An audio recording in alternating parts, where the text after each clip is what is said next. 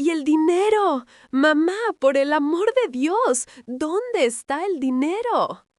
El grito de mi hijo mayor, Carlos, retumbó en las paredes de la sala, haciendo vibrar las copas de cristal que yo misma había sacado de la vitrina esa mañana. Su cara estaba roja, tan roja como las bolas de Navidad que colgaban del pino plástico en la esquina. A su lado, mi nuera, esa mujer que siempre me miraba como si yo fuera un mueble viejo que estorba en el pasillo, tenía los ojos desorbitados, boqueando como un pez fuera del agua.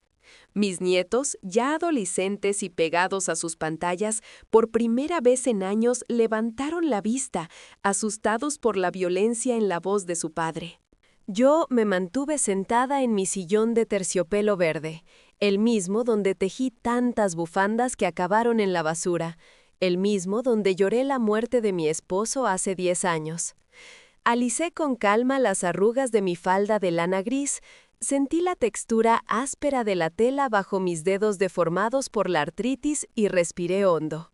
El olor a pavo quemado venía de la cocina, porque en medio de la discusión a todos se les había olvidado apagar el horno. «No queda nada, hijo», dije con una voz suave, casi un susurro, que contrastaba con sus alaridos. «Vendí la casa hace 6 meses. Los nuevos dueños me permitieron quedarme hasta después de Reyes, pero la propiedad ya no es mía». «¿Y el dinero?» «Bueno, el dinero me lo he gastado». Se hizo un silencio sepulcral. Un silencio tan pesado que podía escucharse el zumbido de la nevera vieja en la cocina. Carlos se llevó las manos a la cabeza, tirándose del poco pelo que le quedaba. «¿Te lo gastaste? ¿Todo? ¿En qué, mamá? Si tú no sales, si tú no compras nada», me recriminó, acercándose a mí con una mezcla de furia y desesperación. Lo miré a los ojos y por primera vez en mi vida de madre abnegada y silenciosa, sonreí. No fue una sonrisa dulce de abuela de cuento, fue una sonrisa cargada de años de soledad. Pero espera, ¿cómo llegamos a este grito, a este instante donde mi familia parece querer devorarme viva? Déjame contarte desde el principio, para que entiendas por qué una madre decide dejar a sus hijos sin herencia. Todo comenzó mucho antes de esta cena, en los largos meses de silencio que componen mi vida real. Mi vida, verás, no es esta cena de Nochebuena. Mi vida son los otros 364 días del año. Vivo en esta casa enorme, una casona antigua de techos altos y pasillos largos que crujen por las noches como si tuvieran reuma, igual que yo. Desde que enviudé, el silencio se convirtió en mi único compañero de piso. Es un silencio físico, denso, que se te mete en los oídos y te hace escuchar cosas que no existen, como el sonido de una llave en la cerradura que nunca gira. Me levanto a las 6 de la mañana, no porque tenga algo que hacer, sino porque el dolor en las caderas ya no me deja dormir más. Bajo las escaleras agarrándome fuerte del pasamanos de madera, contando cada escalón. 1, 2, 3, con el miedo constante de caer y quedarme allí tirada, sabiendo que nadie me encontraría hasta que empezara a oler mal. Me preparo un café aguado y me siento frente a la ventana de la cocina a ver pasar a los vecinos. Esa es mi rutina. Ver la vida de los demás a través de un cristal sucio. Veo a la vecina joven llevar a sus niños al colegio. Veo al cartero que ya ni me saluda porque nunca tengo correspondencia. Veo llover, veo salir el sol, veo caer las hojas de los árboles. Y espero. Espero a que suene el teléfono. Tengo un aparato antiguo, de esos de rueda, sobre una mesita en el recibidor. A veces me siento en la silla que hay al lado y lo miro fijamente, como retándolo a sonar. Pienso, hoy es martes, quizás Carlos llame para ver si necesito pastillas. O quizás mi hija Laura llame para contarme sobre su trabajo. Pero el teléfono permanece mudo, cubriéndose lentamente de una fina capa de polvo que limpio con un paño de franela cada 2 días. La soledad de un anciano no es poética, no es romántica, es fría, huele a humedad y a naftalina. Se siente en el frío de las sábanas cuando te metes en la cama y tardas horas en entrar en calor porque tu cuerpo ya no genera temperatura. Se siente en la alacena llena de latas de conservas, porque cocinar para uno solo da pereza y tristeza. ¿Para qué voy a manchar ollas si comeré en 5 minutos frente al televisor apagado? Pero entonces llega noviembre, y con él, la farsa. Empiezan las llamadas cortas, apresuradas. Mamá, ¿estás bien? Sí, sí. Oye, que este año iremos todos para Navidad, ¿eh? Prepara ese pavo que te queda tan rico. Mamá, ¿podrías hacer los postres que le gustan a los niños? Mamá, acuérdate que a mi esposa no le gusta la cebolla en el relleno. Y yo, tonta, vieja tonta y sentimental, revivía. De repente el dolor de huesos desaparecía un poco. Me levantaba con un propósito. Empezaba a limpiar la casa frenéticamente. Sacaba las sábanas buenas, las que huelen a lavanda seca, y preparaba las habitaciones de huéspedes que llevaban un año cerradas acumulando aire viciado. Iba al mercado arrastrando mi carrito de la compra, peleándome con los precios que suben cada año, gastando mi pensión miserable en comprar los mejores ingredientes. Compraba nueces, compraba carne de primera, compraba chocolates caros para los nietos. Me pasaba horas en la cocina, picando verdura hasta que los dedos se me acalambraban, hirviendo salsas, horneando galletas. La casa empezaba a oler a hogar, a canela, a clavo, a vida. Y yo me decía a mí misma, me quieren, vienen a verme, les importo. Pero la realidad siempre me golpeaba en la cara el día 24 de diciembre. Llegaban tarde, siempre llegaban tarde. Entraban como un torbellino, tirando los abrigos sobre mis muebles limpios, sin limpiarse los zapatos en el felpudo. «Hola, abuela», decían los nietos sin mirarme, con los ojos pegados a esos teléfonos brillantes, buscando el enchufe más cercano como si necesitaran oxígeno. «Hola, mamá, qué tráfico, qué horror. ¿Tienes una cerveza?», decía Carlos, pasando por mi lado y dándome un beso al aire que ni siquiera rozaba mi mejilla. Laura, mi hija menor, entraba criticando. «Mamá, hace frío aquí. ¿No pusiste la calefacción? Mamá, este mantel tiene una mancha vieja. Mamá, te ves más bajita». Nadie me preguntaba cómo había estado mi año. Nadie me preguntaba qué me dolía, o qué libro estaba leyendo, o si había sentido miedo durante las tormentas de agosto. Yo me convertía en una sirvienta en mi propia casa. Servía el vino, traía las bandejas pesadas que me hacían temblar los brazos, recogía las servilletas que tiraban al suelo. Y ellos comían. Comían como si no hubiera un mañana, devorando en 20 minutos lo que yo había tardado 3 días en preparar. Y hablaban entre ellos, de sus trabajos, de sus coches nuevos, de sus viajes a lugares que yo nunca conoceré. Yo me sentaba en la cabecera, invisible, observándolos. Veía cómo miraban las paredes de la casa, cómo calculaban. Una vez, hace 2 años, escuché a mi nuera susurrar en la cocina mientras creía que yo estaba en el baño. «Esta casa vale una fortuna. Es terreno edificable en pleno centro. Cuando la vieja ya no esté, con lo que saquemos, nos compramos el apartamento en la playa».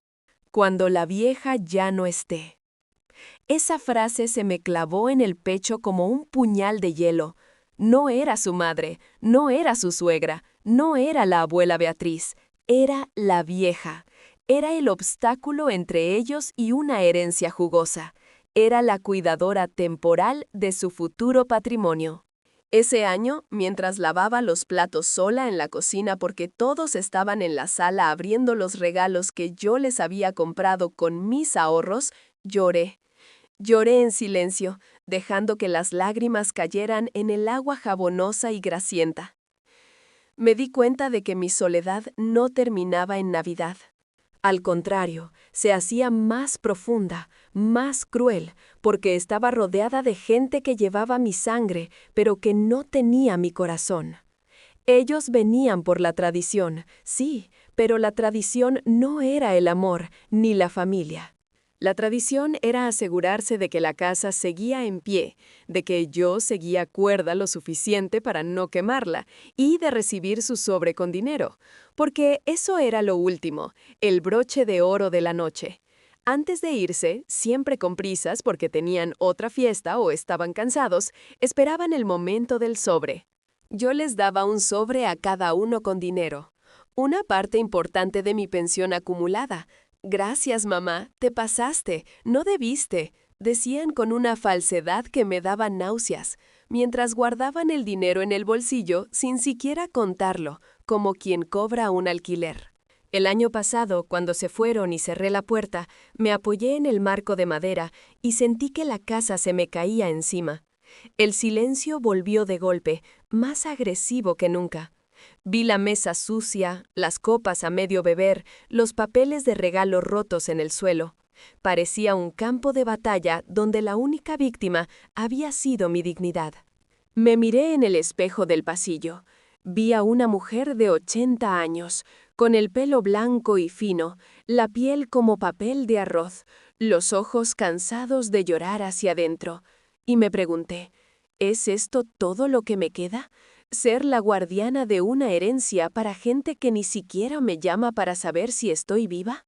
Fue en ese momento, con el olor a cera derretida de las velas apagadas y el dolor punzante en mis rodillas, cuando algo cambió dentro de mí. No fue rabia explosiva, no, fue algo más frío, más calculado. Fue la certeza absoluta de que yo merecía algo más que ser un cajero automático con delantal. Miré a mi alrededor, a las vigas de madera, a los cuadros antiguos, a las alfombras persas que tanto cuidaba. Esta casa era mi cárcel, y ellos eran los carceleros que venían una vez al año a inspeccionar la celda. Esa noche no dormí. Me quedé sentada en la cocina hasta que amaneció, viendo cómo la luz gris del invierno entraba por la ventana. Y tomé la decisión. Si ellos querían el dinero, si eso era lo único que veían cuando me miraban, entonces yo iba a jugar a su juego, pero con mis reglas. Al día siguiente, en lugar de ponerme a limpiar el desastre que habían dejado, busqué en el cajón del escritorio una tarjeta que un agente inmobiliario me había dejado en el buzón hacía meses. Mis manos temblaban un poco al marcar el número, no por miedo, sino por la adrenalina de estar haciendo algo prohibido. «Diga», contestó una voz joven y profesional al otro lado. «Buenos días», dije, y mi voz sonó más firme de lo que había sonado en años. «Quiero vender mi casa. Sí, entera, y quiero hacerlo rápido. Pero tengo una condición. Nadie, absolutamente nadie de mi familia puede enterarse hasta el día que yo lo decida». Así empezó mi año secreto. Mientras ellos seguían con sus vidas, ignorando mis llamadas o contestando con monosílabos, yo estaba orquestando mi gran final. Cada vez que el teléfono no sonaba, yo sonreía. Cada vez que pasaba un cumpleaños y solo recibía un mensaje de texto con un emoji genérico, yo firmaba un papel más. La venta se cerró en junio. Una cantidad obscena de dinero, millones, tantos ceros que no cabían en mi libreta de ahorros del banco de siempre. Tuve que abrir una cuenta nueva, una cuenta que solo yo conocía. Y entonces llegó la pregunta: ¿qué hace una mujer de 80 años con una fortuna en el banco y 6 meses de vida en una casa que ya no es suya? Oh, queridos míos, hice lo que nunca me había atrevido a hacer. Empecé a vivir. Pero no vivir como ellos creen que vive una anciana, comprando medicinas y mantas. No, empecé a gastar. Y gastar se convirtió en mi dulce venganza diaria. «¿En qué te lo gastaste, mamá? ¡Responde!», bramó Carlos de nuevo, golpeando la mesa con el puño cerrado. El golpe hizo saltar el tenedor de plata que había pertenecido a mi bisabuela, y el sonido metálico contra la porcelana fue como un disparo en medio de la sala. Regresé de mis recuerdos, de esa dulce venganza planeada en la oscuridad de mi cocina, y aterricé de golpe en la cruda realidad de la cena navideña. Miré a mi hijo. Ya no veía al niño que se raspaba las rodillas y venía corriendo a mis brazos para que le curara. Veía a un hombre de 50 años, sudoroso, con la vena del cuello hinchada, aterrorizado no por mi bienestar, sino por la desaparición de su futuro financiero. ¿En qué me lo gasté?, repetí, paladeando las palabras como si fueran un caramelo de miel y limón. Siéntate, hijo.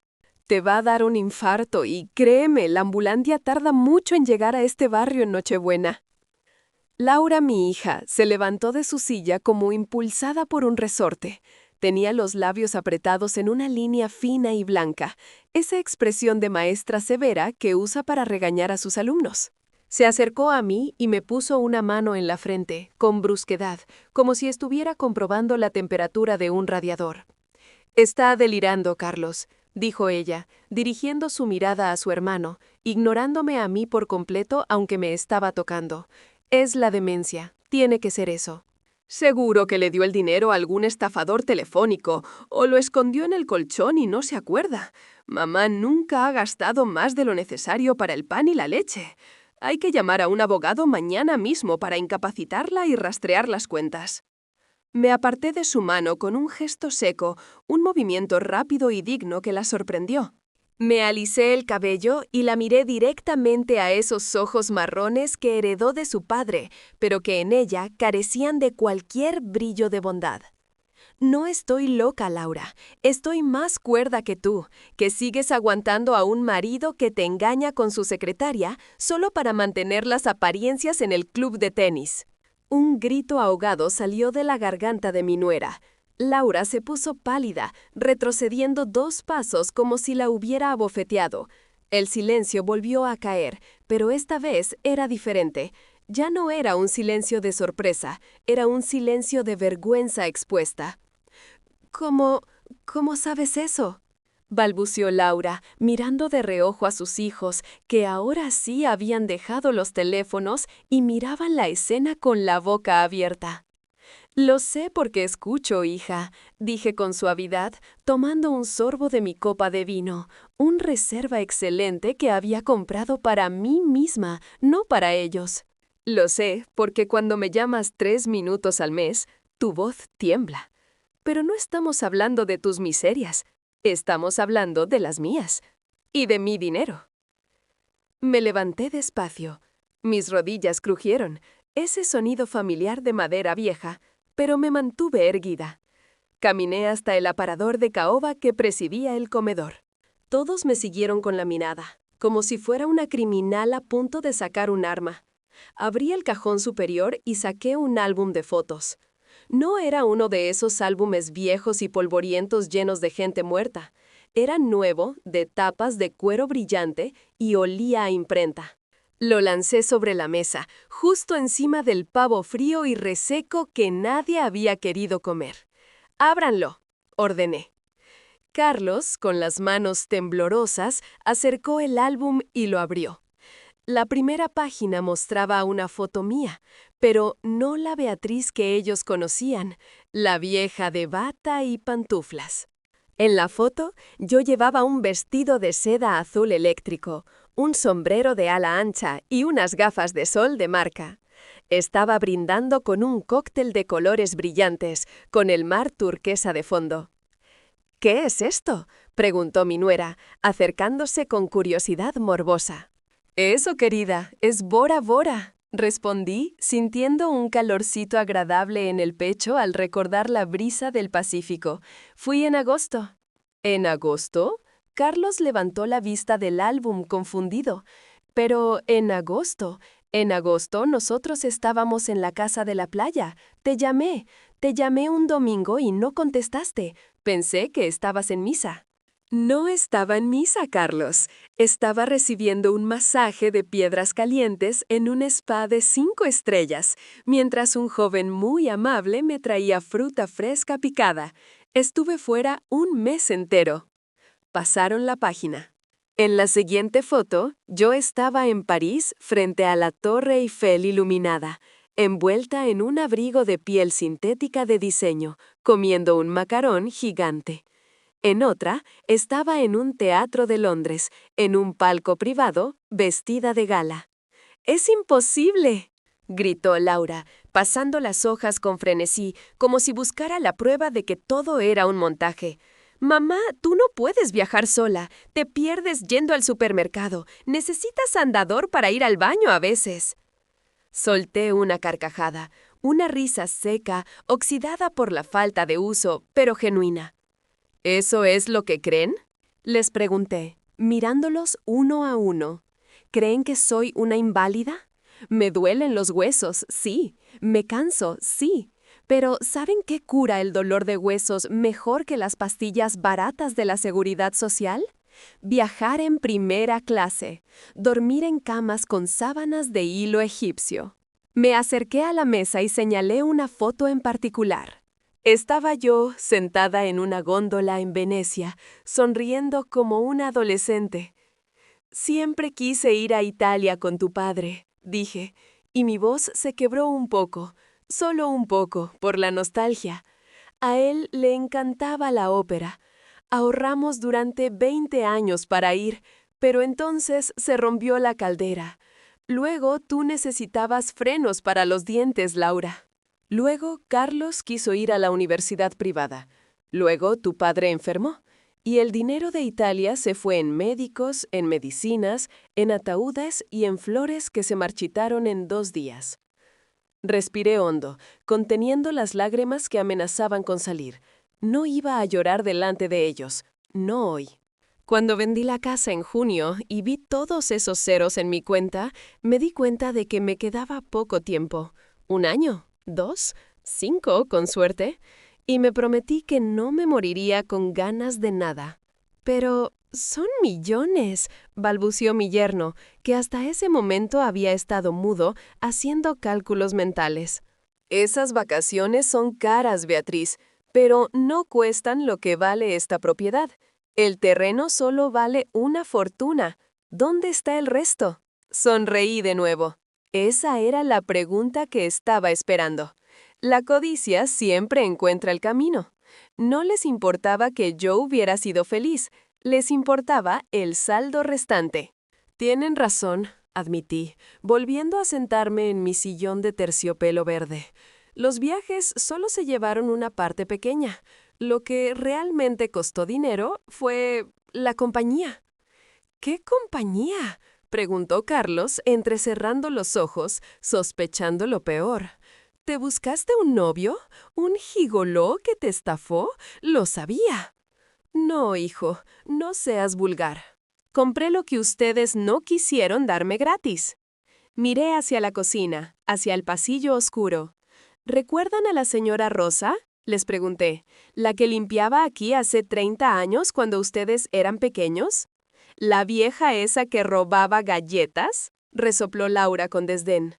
No robaba galletas, Laura. Se las daba a ustedes cuando yo no miraba, porque yo no les dejaba comer azúcar antes de la cena. Rosa vive en un asilo estatal, a las afueras. Fui a verla en septiembre. Estaba en una habitación con otras 6 mujeres, oliendo a orina, mirando una pared blanca todo el día. Hice una pausa dramática. Podía escuchar el reloj de péndulo en el pasillo. Tic-tac, tic-tac. Le pagué una residencia privada, la mejor de la ciudad, suite individual, jardín, enfermeras las 24 horas. Pagué 10 años por adelantado.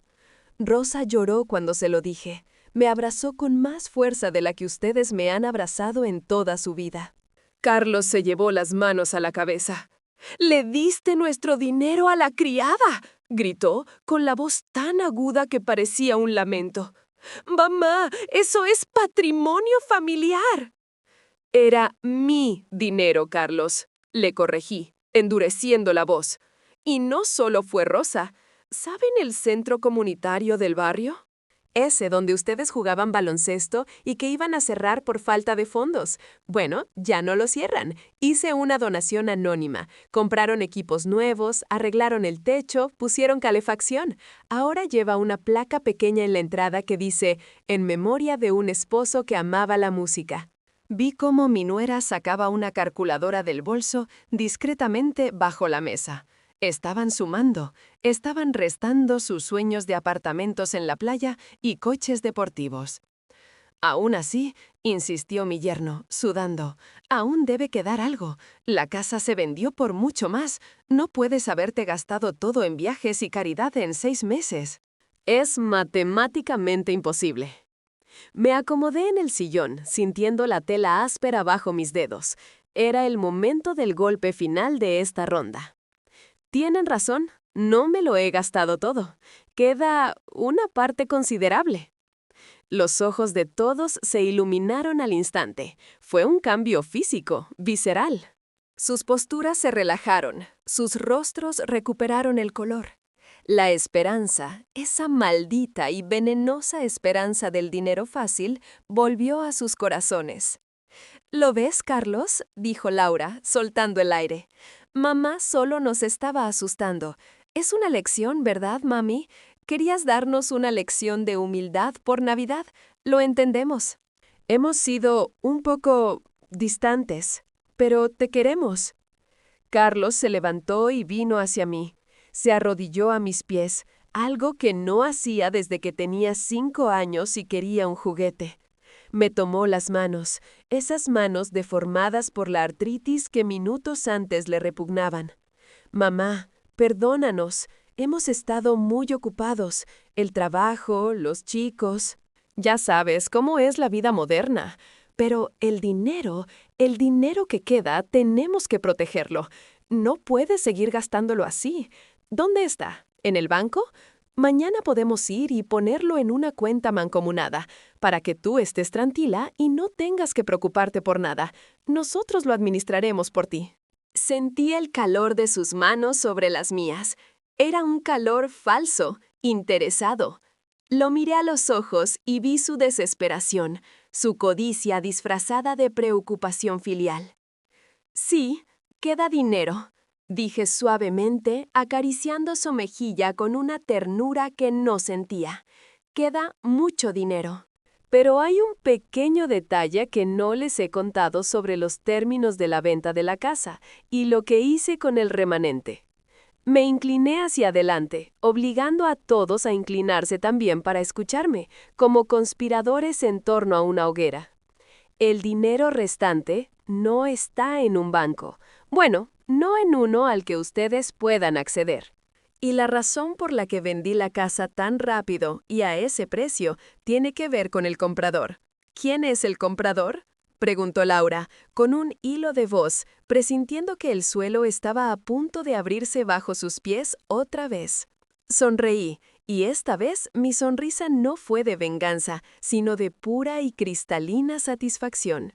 ¿Recuerdan al vecino del fondo? ¿El señor Martínez? El que siempre se quejaba de que su perro ladraba y al que ustedes llamaron viejo amargado y le tiraron huevos en Halloween hace 30 años. Asintieron, confundidos. Su hijo, el que se fue a Estados Unidos y se hizo millonario con la tecnología, volvió. Quería recuperar la casa de su infancia y comprar las propiedades colindantes para hacerse una mansión. Me ofreció el doble del valor de mercado con una condición: que la casa se entregara vacía, totalmente vacía, sin muebles, sin recuerdos y sin familia. Hice una pausa, disfrutando del terror en sus ojos. Pero lo más importante no es quién la compró. Es lo que hice ayer por la mañana, antes de que ustedes llegaran con sus sonrisas falsas y sus regalos de última hora. Metí la mano en el bolsillo de mi chaqueta de lana y saqué un papel doblado. Era un resguardo de una transferencia bancaria. Lo desdoblé lentamente, dejando que el crujido del papel fuera el único sonido en la habitación. Les dije que el dinero restante existía, y existe, pero ayer tomé una decisión final sobre su destino. Miré el papel y luego a ellos. ¿Y el dinero? Preguntaron al unísono con la voz rota. El dinero, dije, dejando caer el papel sobre la mesa como si fuera una pluma, ya tiene dueño, y no lleva ninguno de sus apellidos. ¿En qué te lo gastaste, mamá? ¡Responde!, bramó Carlos de nuevo, golpeando la mesa con el puño cerrado. El golpe hizo saltar el tenedor de plata que había pertenecido a mi bisabuela, y el sonido metálico contra la porcelana fue como un disparo en medio de la sala. Regresé de mis recuerdos, de esa dulce venganza planeada en la oscuridad de mi cocina, y aterricé de golpe en la cruda realidad de la cena navideña. Miré a mi hijo. Ya no veía al niño que se raspaba las rodillas y venía corriendo a mis brazos para que le curara. Veía a un hombre de 50 años, sudoroso, con la vena del cuello hinchada, aterrorizado no por mi bienestar, sino por la desaparición de su futuro financiero. ¿Qué en qué me lo gasté?, repetí, paladeando las palabras como si fueran un caramelo de miel y limón. Siéntate, hijo. Te va a dar un infarto, güey, y créeme, la ambulancia tarda mucho en llegar a este barrio en Nochebuena. Laura, mi hija, se levantó de su silla como impulsada por un resorte. Tenía los labios apretados en una línea fina y blanca, esa expresión de maestra severa que usa para regañar a sus alumnos. Se acercó a mí y me puso una mano en la frente, con brusquedad, como si estuviera comprobando la temperatura de un radiador. «Está delirando, Carlos», dijo ella, dirigiendo su mirada a su hermano, ignorándome a mí por completo, aunque me estaba tocando. «Es la demencia, tiene que ser eso. Seguro que le dio el dinero a algún estafador telefónico, o lo escondió en el colchón y no se acuerda. Mamá nunca ha gastado más de lo necesario para el pan y la leche. Hay que llamar a un abogado mañana mismo para incapacitarla y rastrear las cuentas». Me aparté de su mano con un gesto seco, un movimiento rápido y digno que la sorprendió. Me alicé el cabello y la miré directamente a esos ojos marrones que heredó de su padre, pero que en ella carecían de cualquier brillo de bondad. «No estoy loca, Laura. Estoy más cuerda que tú, que sigues aguantando a un marido que te engaña con su secretaria solo para mantener las apariencias en el club de tenis». Un grito ahogado salió de la garganta de mi nuera. Laura se puso pálida, retrocediendo 2 pasos como si la hubiera abofeteado. El silencio volvió a caer, pero esta vez era diferente. Ya no era un silencio de sorpresa, era un silencio de vergüenza expuesta. ¿Cómo sabes eso?, balbuceó Laura, mirando de reojo a sus hijos, que ahora sí habían dejado los teléfonos y miraban la escena con la boca abierta. «Lo sé porque escucho, hija», dije con suavidad, tomando un sorbo de mi copa de vino, un reserva excelente que había comprado para mí misma, no para ellos. «Lo sé porque cuando me llamas 3 minutos al mes, tu voz tiembla. Pero no estamos hablando de tus miserias, estamos hablando de las mías y de mi dinero». Me levanté despacio.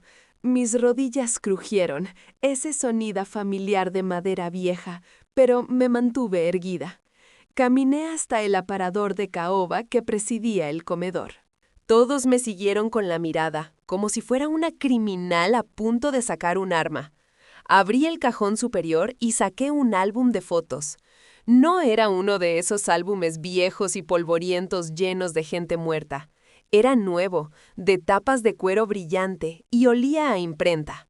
Lo lancé sobre la mesa, justo encima del pavo frío y reseco que nadie había querido comer. «Ábranlo», ordené. Carlos, con las manos temblorosas, acercó el álbum y lo abrió. La primera página mostraba una foto mía, pero no la Beatriz que ellos conocían, la vieja de bata y pantuflas. En la foto, yo llevaba un vestido de seda azul eléctrico, un sombrero de ala ancha y unas gafas de sol de marca. Estaba brindando con un cóctel de colores brillantes, con el mar turquesa de fondo. «¿Qué es esto?», preguntó mi nuera, acercándose con curiosidad morbosa.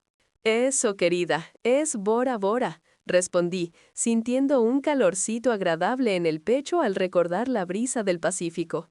Fui en agosto. ¿En agosto? Carlos levantó la vista del álbum confundido. Pero en agosto nosotros estábamos en la casa de la playa. Te llamé un domingo y no contestaste. Pensé que estabas en misa. No estaba en misa, Carlos. Estaba recibiendo un masaje de piedras calientes en un spa de 5 estrellas mientras un joven muy amable me traía fruta fresca picada. Estuve fuera un mes entero. Pasaron la página. En la siguiente foto, yo estaba en París, frente a la Torre Eiffel iluminada, envuelta en un abrigo de piel sintética de diseño, comiendo un macarón gigante. En otra, estaba en un teatro de Londres, en un palco privado, vestida de gala. ¡Es imposible!, gritó Laura, pasando las hojas con frenesí, como si buscara la prueba de que todo era un montaje. «Mamá, tú no puedes viajar sola. Te pierdes yendo al supermercado. Necesitas andador para ir al baño a veces». Solté una carcajada, una risa seca, oxidada por la falta de uso, pero genuina. ¿Eso es lo que creen?, les pregunté, mirándolos uno a uno. ¿Creen que soy una inválida? Me duelen los huesos, sí. Me canso, sí. Pero ¿saben qué cura el dolor de huesos mejor que las pastillas baratas de la Seguridad Social? Viajar en primera clase. Dormir en camas con sábanas de hilo egipcio. Me acerqué a la mesa y señalé una foto en particular. Estaba yo sentada en una góndola en Venecia, sonriendo como una adolescente. «Siempre quise ir a Italia con tu padre», dije, y mi voz se quebró un poco, solo un poco, por la nostalgia. A él le encantaba la ópera. Ahorramos durante 20 años para ir, pero entonces se rompió la caldera. Luego tú necesitabas frenos para los dientes, Laura. Luego Carlos quiso ir a la universidad privada. Luego tu padre enfermó. Y el dinero de Italia se fue en médicos, en medicinas, en ataúdes y en flores que se marchitaron en 2 días. Respiré hondo, conteniendo las lágrimas que amenazaban con salir. No iba a llorar delante de ellos. No hoy. Cuando vendí la casa en junio y vi todos esos ceros en mi cuenta, me di cuenta de que me quedaba poco tiempo. ¿1 año? ¿2? ¿5, con suerte? Y me prometí que no me moriría con ganas de nada. «Pero son millones», balbució mi yerno, que hasta ese momento había estado mudo, haciendo cálculos mentales. «Esas vacaciones son caras, Beatriz, pero no cuestan lo que vale esta propiedad.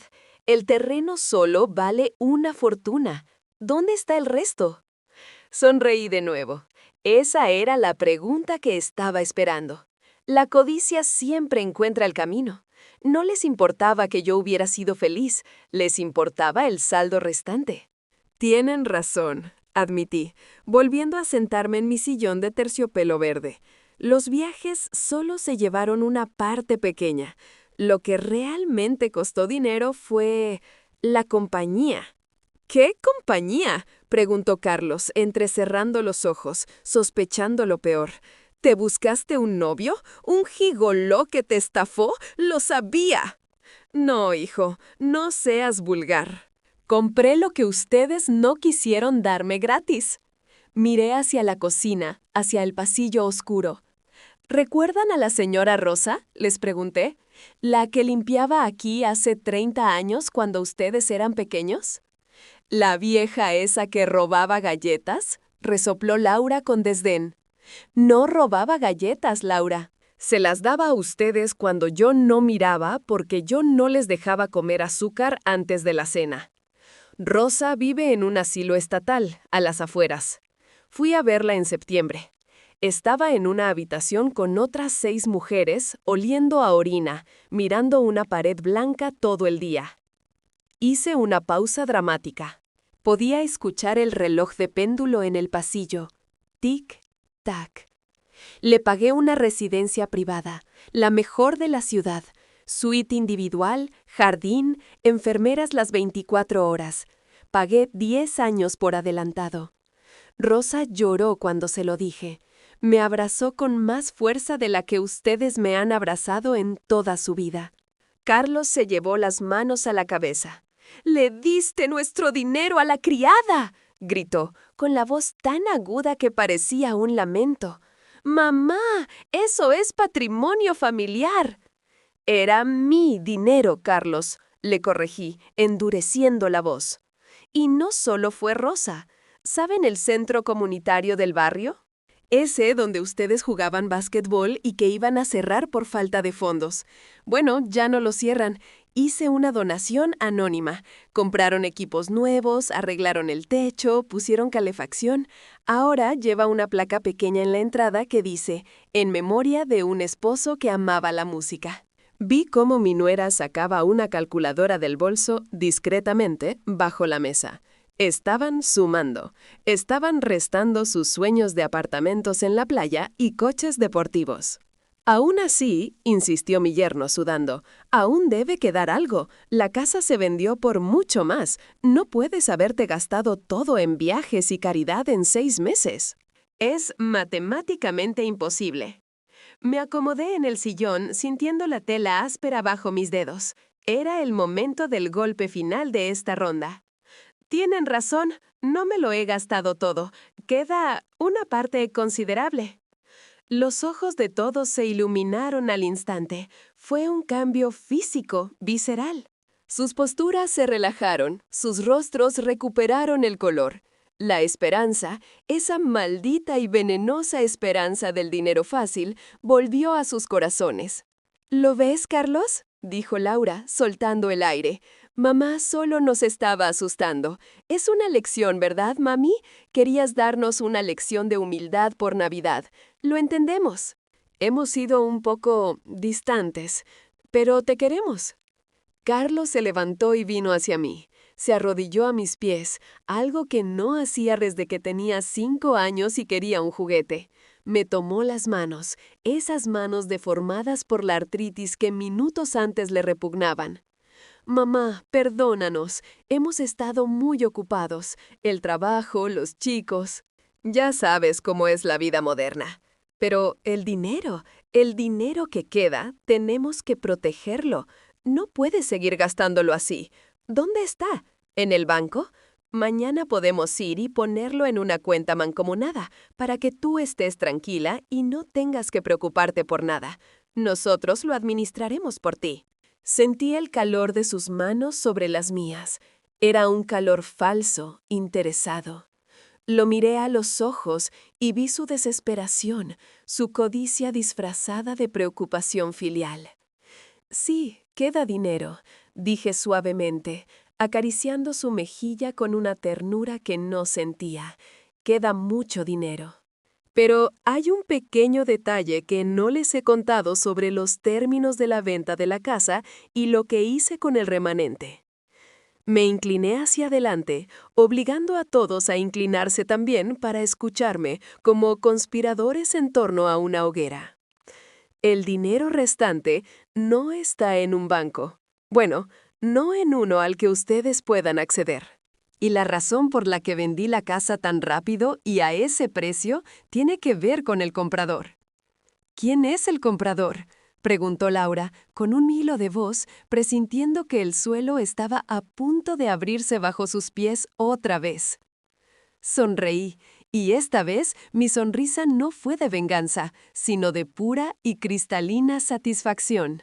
¿Recuerdan al vecino del fondo? ¿El señor Martínez? El que siempre se quejaba de que su perro ladraba y al que ustedes llamaron viejo amargado y le tiraron huevos en Halloween hace 30 años. Asintieron, confundidos.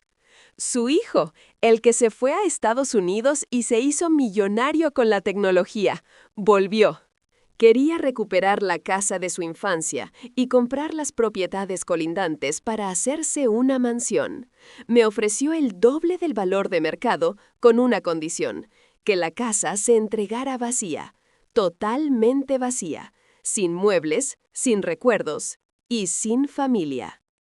Hice una pausa, disfrutando del terror en sus ojos. Pero lo más importante no es quién la compró. Es lo que hice ayer por la mañana, antes de que ustedes llegaran con sus sonrisas falsas y sus regalos de última hora. Metí la mano en el bolsillo de mi chaqueta de lana y saqué un papel doblado. Era un resguardo de una transferencia bancaria. Lo desdoblé lentamente, dejando que el crujido del papel fuera el único sonido en la habitación. Les dije que el dinero restante existía, y existe, pero ayer tomé una decisión final sobre su destino. Miré el papel y luego a ellos. ¿Y el dinero?, preguntaron al unísono, con la voz rota. El dinero, dije, dejando caer el papel sobre la mesa como si fuera una pluma, ya tiene dueño, y no lleva ninguno de sus apellidos. Carlos se abalanzó sobre el papel como un animal hambriento. Sus dedos, manchados de grasa del pavo que había estado comiendo con las manos en su ansiedad, dejaron una huella aceitosa sobre el documento bancario. Lo acercó a la luz de la lámpara de araña, esa misma lámpara que yo limpiaba cristal por cristal cada mes de diciembre, y sus ojos se movieron de izquierda a derecha con una velocidad frenética, tratando de encontrar un error, una broma, algo que desmintiera lo que estaba leyendo. El silencio en el comedor era tan espeso que se podía cortar con un cuchillo.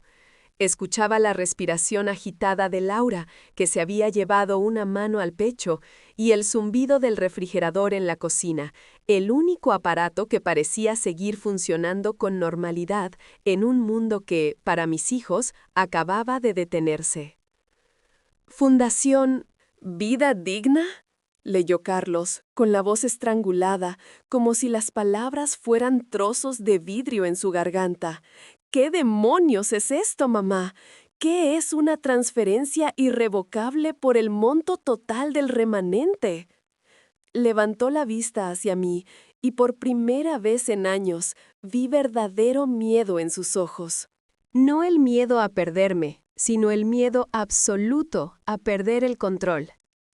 «Es exactamente lo que dice ahí, hijo», respondí, cruzando las manos sobre mi regazo, sintiendo la suave textura de mi pantalón de lana. «Es un fideicomiso. Ayer por la tarde, mientras ustedes probablemente discutían si comprarme una bufanda o unas pantuflas baratas, yo estaba en la notaría firmando los papeles definitivos». Laura se acercó a su hermano y le arrancó el papel de las manos. Sus ojos se abrieron desmesuradamente al ver la cifra. Era una cantidad obscena, lo admito. Una cantidad que podría haber pagado las hipotecas de todos ellos y sobrar para la universidad de los nietos que ni siquiera me miraban a la cara. «¡Es todo!», gritó ella, con un tono agudo que hizo vibrar las copas de cristal. «Mamá, has transferido todo el dinero a una organización benéfica. Esto es ilegal, es una enajenación mental». «Mañana mismo vamos al juzgado. El juez verá que no estás en tus cabales. Nadie en su sano juicio deshereda a sus hijos y nietos para dárselo a unos desconocidos». Me serví un poco más de vino con movimientos lentos y deliberados. Me gustaba ver cómo el líquido rojo oscuro giraba en la copa. Me recordaba a la sangre, esa sangre que dicen que es más espesa que el agua, pero que en mi experiencia se había vuelto demasiado diluida por el egoísmo. «No se lo he dado a desconocidos, Laura, se lo he dado a mi futura yo», dije, mirándola fijamente, «y el juez no podrá hacer nada. Me aseguré de ello». Me sometí a 3 evaluaciones psiquiátricas diferentes la semana pasada. 3 doctores certificaron que estoy en plena posesión de mis facultades mentales. De hecho, uno de ellos me dijo que era la mujer de 80 años más lúcida que había conocido. Todo está notariado, sellado y blindado. Ni el mejor abogado de la ciudad podría romper ese contrato. Carlos se dejó caer en la silla, derrotado. Se aflojó la corbata, que parecía estar asfixiándolo. «¿Pero por qué?», murmuró, y su voz sonó pequeña, casi infantil. «Mamá, somos tu familia. Te visitamos en Navidad, te llamamos en tus cumpleaños. ¿Por qué nos haces esto? ¿Por qué tanto odio? Esa pregunta me golpeó en el pecho. No era odio, nunca fue odio. Era una tristeza profunda, acumulada capa tras capa durante décadas, como el polvo en los muebles que nadie limpia. No es odio, Carlos, le dije, suavizando un poco el tono, porque, a pesar de todo, seguía siendo el niño que yo había acunado. Es supervivencia. Ustedes dicen que son mi familia, que me visitarían, que me cuidarían. Pero miremos la realidad. Miremos este año. ¿Cuántas veces viniste a verme cuando tuve la gripe en febrero? Carlos bajó la mirada. Estaba con mucho trabajo en la oficina. ¿Y tú, Laura? Continué, girándome hacia ella. Cuando me caí en el jardín en mayo y estuve 3 días cojeando, te llamé, te dejé un mensaje de voz llorando del dolor. Me devolviste la llamada 2 días después para pedirme la receta de mi pastel de carne. Laura abrió la boca para protestar, pero la cerró de golpe. Las lágrimas empezaron a correr por sus mejillas, arruinando su maquillaje perfecto. Ese dinero, dije, señalando el papel arrugado en la mano de Laura, no es para construir hospitales en África, ni para salvar ballenas, aunque eso también sería noble. Ese dinero gestiona mi plan de vida digna. La fundación se encarga de pagar todos mis gastos hasta el día que me muera. Me incliné hacia ellos queriendo que entendieran cada sílaba. He contratado el mejor servicio de cuidados geriátricos del país. Si necesito una enfermera, tendré 3. Si ya no puedo cocinar, vendrá un chef. Si quiero ir a ver el mar, tendré un chofer que me lleve. Y si algún día mi mente falla, si olvido quién soy, me aseguré de estar en un lugar que huela a lavanda y a limpio, donde me traten con respeto, y no en ese asilo estatal donde tienen a la señora Rosa, esperando a que llegue la muerte entre sábanas ásperas. Hubo un sollozo ahogado de mi nuera. Creo que por primera vez, la realidad de la vejez la estaba golpeando a ella también. Pero sobrará dinero, insistió mi yerno, aferrándose a la última esperanza matemática. Beatriz, aunque vivas hasta los 100 años y te des todos esos lujos, con los intereses que genera ese capital, sobrará una fortuna. ¿Qué pasa con eso cuando ya no estés? Sonreí. Esa era la parte que más me había costado decidir, pero también la que me daba más paz. Ah, el remanente final. Tienes razón, es mucho dinero. Por eso, el contrato estipula algo muy específico. Me puse de pie y caminé hacia la ventana. Afuera empezaba a nevar, copos ligeros cayendo sobre la calle vacía donde antes jugaban mis hijos.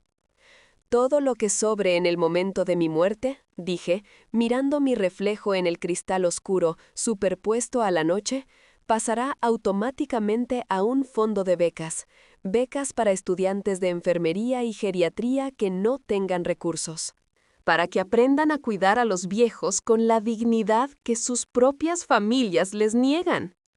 Me giré para enfrentarlos una última vez.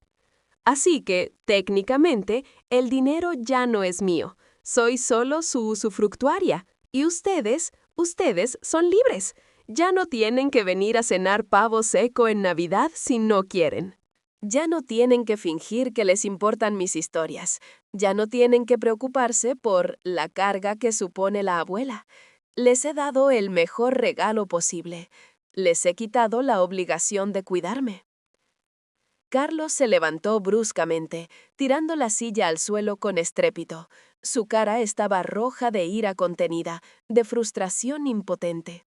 «¡Esto es una venganza!», bramó, señalándome con un dedo tembloroso. «Lo has planeado todo para humillarnos. Has vendido la casa de nuestra infancia, has gastado la herencia de tus nietos, y ahora nos dices que prefieres pagarle a extraños antes que confiar en tu propia sangre». «¿Confiar?», le interrumpí, y mi voz salió con una fuerza que no sabía que tenía, un rugido que venía desde las entrañas. Carlos, cuando tu padre estaba muriendo en esa cama de hospital, te pedí dinero para una enfermera nocturna porque yo ya no podía más. Tenía la espalda rota de cargarlo. ¿Recuerdas lo que me dijiste? Me dijiste que no tenías liquidez, que habías cambiado el coche. Cambiaste el coche mientras tu padre se orinaba encima porque yo no tenía fuerzas para levantarlo. El silencio que siguió a esa declaración fue absoluto. Fue un silencio de muerte.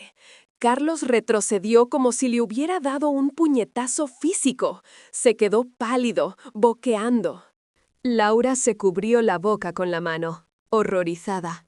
Incluso los nietos levantaron la vista de sus pantallas, sintiendo la gravedad brutal del momento. No me hablen de confianza, susurré, sintiendo cómo me temblaban las piernas ahora que la adrenalina empezaba a bajar.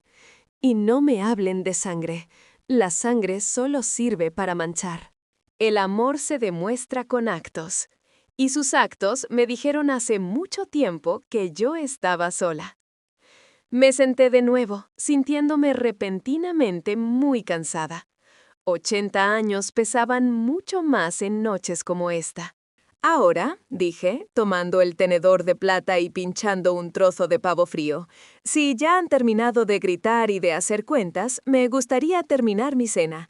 El chofer vendrá a buscarme a las 10. ¿El chofer? Preguntó Laura, con un hilo de voz.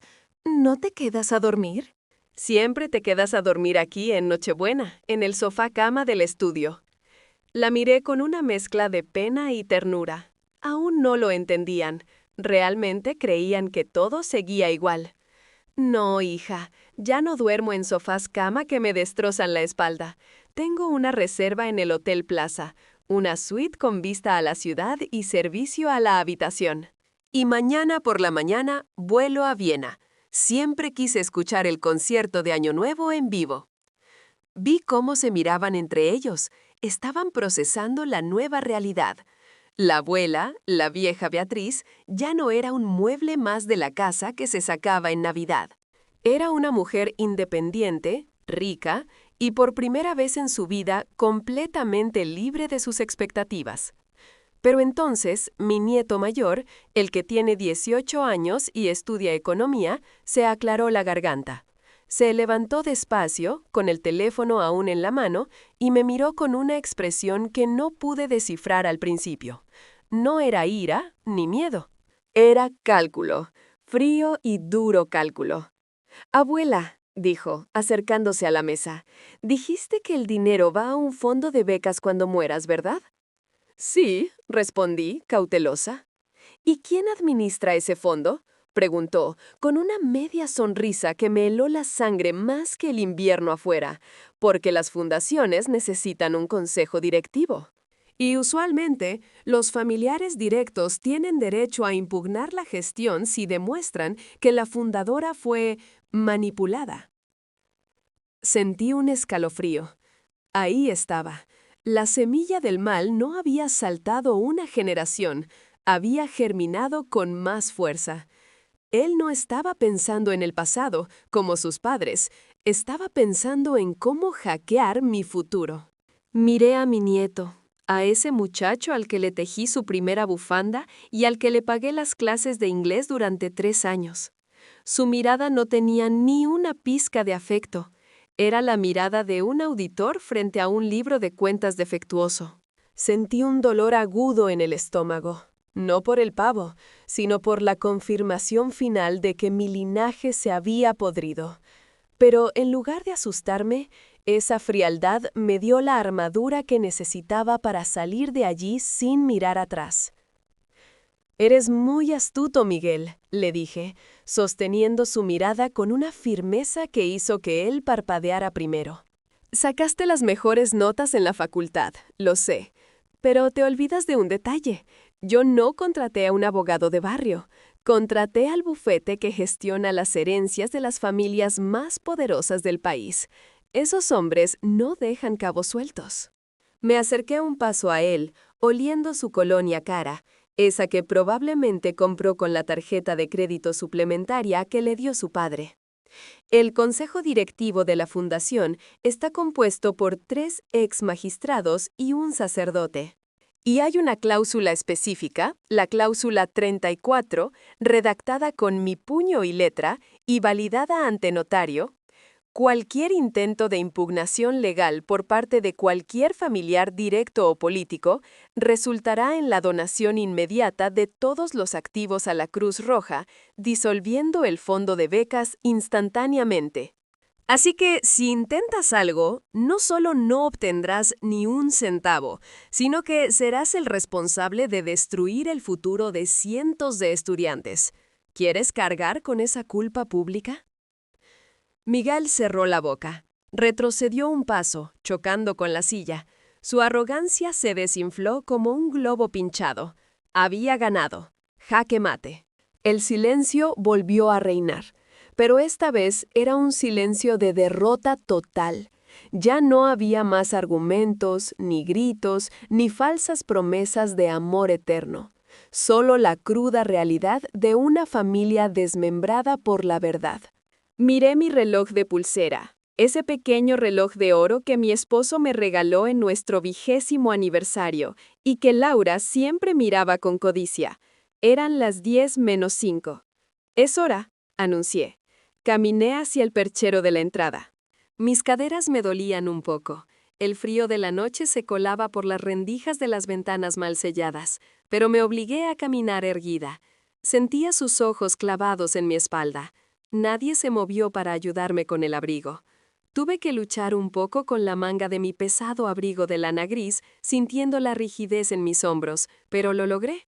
Me abotoné hasta el cuello, protegiéndome no solo del invierno, sino de la atmósfera tóxica de esa casa que alguna vez sentí mía y que ahora me parecía tan ajena como un hotel de paso. Tomé mi bolso. Dentro estaban mis documentos, mi pasaporte y el billete de avión a Viena. Todo lo que necesitaba. ¿Te vas así?, preguntó Carlos desde la mesa, sin levantarse. Su voz sonaba ronca, envejecida. ¿Sin un abrazo? ¿Sin decir «Feliz Navidad»?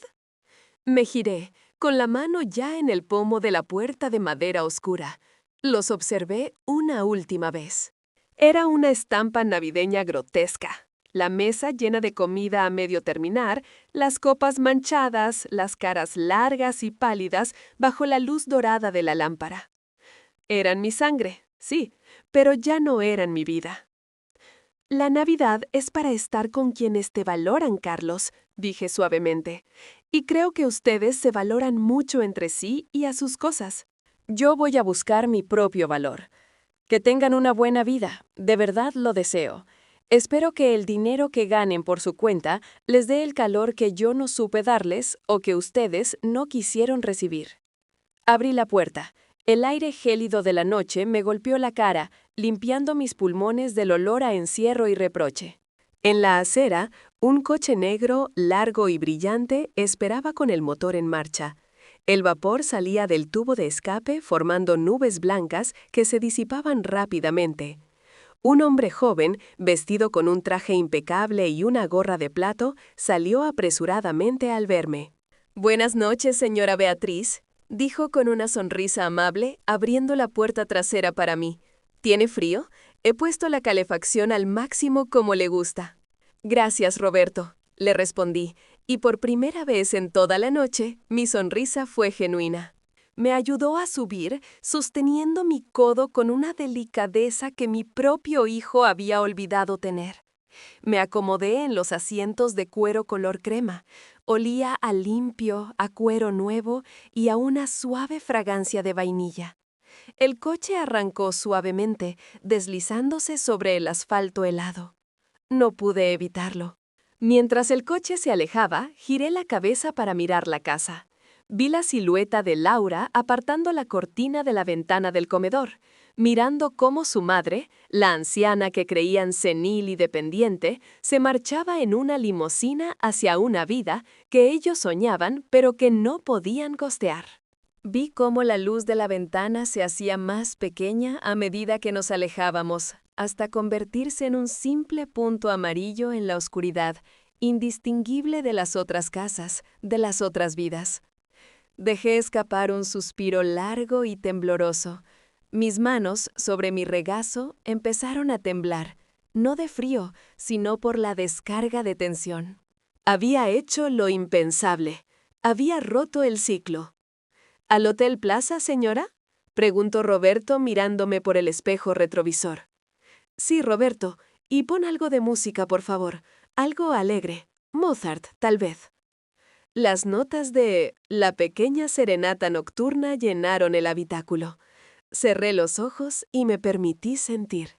Sentí una punzada de dolor, claro que sí. Ninguna madre deja de amar a sus hijos, ni siquiera cuando tiene que protegerse de ellos.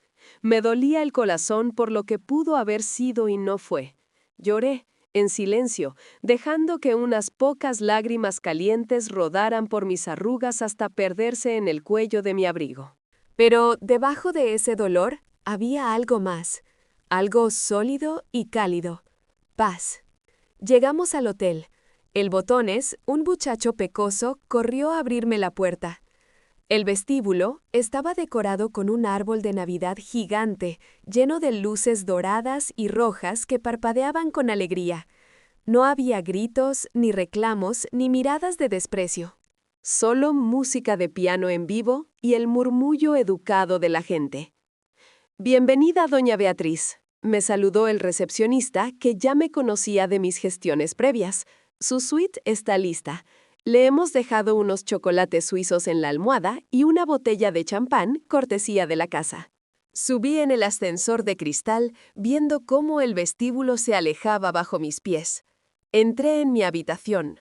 Era enorme, con alfombras mullidas donde mis pies cansados se hundían con placer. Las cortinas estaban abiertas, mostrando la ciudad iluminada, vibrante, llena de vida. Me quité el abrigo y lo dejé caer sobre un sillón de terciopelo.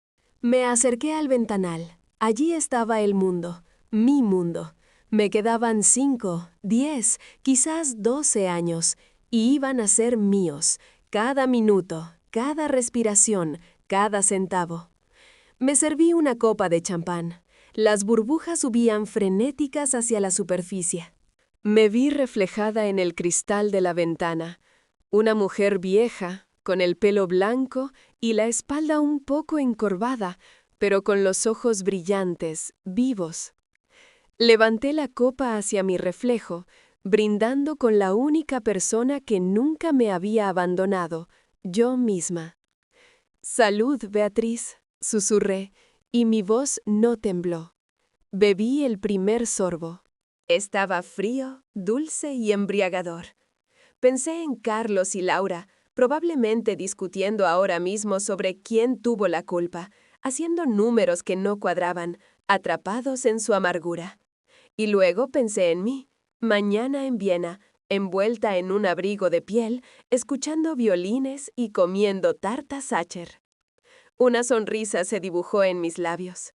No fue una sonrisa de venganza, fue una sonrisa de alivio. La soledad, descubrí en ese instante mientras miraba las luces de la ciudad, no es estar solo. La soledad es estar rodeado de gente que te hace sentir solo. Y yo, en esta habitación de hotel vacía, me sentía, por fin, completa. Me terminé la copa, apagué la luz y me metí en la cama.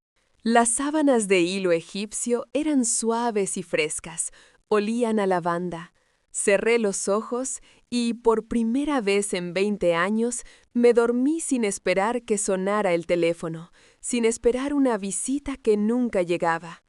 Me dormí sabiendo que mañana el día sería enteramente mío.